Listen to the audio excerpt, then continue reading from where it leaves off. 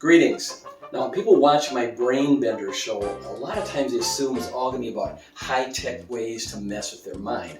That's not really true. Some of the techniques we use are very old.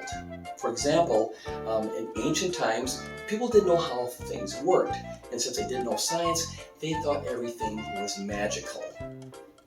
Like a tornado, volcanoes, earthquakes, building materials. Really? Yeah, they would use things like pillars, domes, and these really weird, confusing arches. They had short arches, they had long arches, and they even had the disturbing long, short arches. Let me show you. All right, now I have a couple arches here. I have the short one and a long one.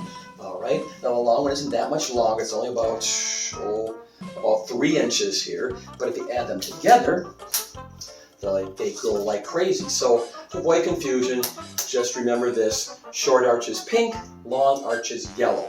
All right, let's do a pop quiz. What color short arches? Pink. Very, very good. And what are the long arches? Yellow. Perfect. All right. Now for this next bit, we're going to be using the long arches, which are what color?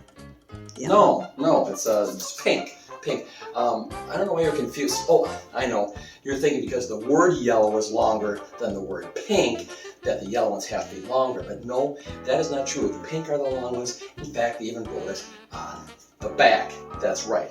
It is much longer than the yellow ones. I'm glad we got that cleared up. You're saying, why is that true? Well, that's because the yellow ones are short. Okay, we got that cleared up. We're ready to move along. Because what's really confusing is when you get the long and short together. Here we go. We got a short long here, and we're just going to make another short long here. Now you'd think they're both the same, they should be the same size, and they are. Of course they are. That's right. But what happens if you make, that's right, a long short? Now, they should be the same size. It doesn't make sense. But no, the long short is a lot longer than the short long. I know, it's crazy, it's insane.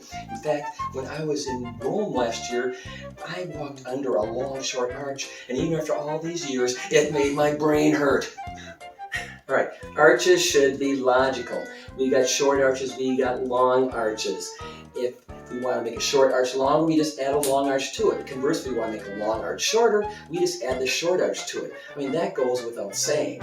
But when we have these weird long arches and short arches, there's no way the long short arch should be longer than the short long arch. I mean, really, it would make a lot more sense if the short long arch was longer than the long short arch. That makes sense.